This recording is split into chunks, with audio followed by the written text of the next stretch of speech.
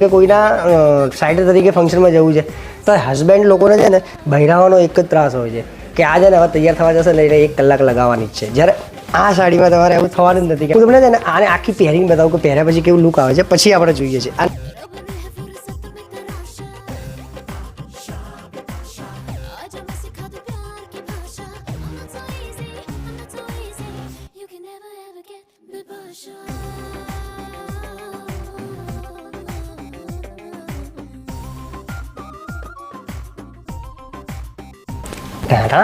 તૈયાર થઈ ગયા છે બેન. જો તમને લુક બતાવું તો લુક જોઈ લ્યો.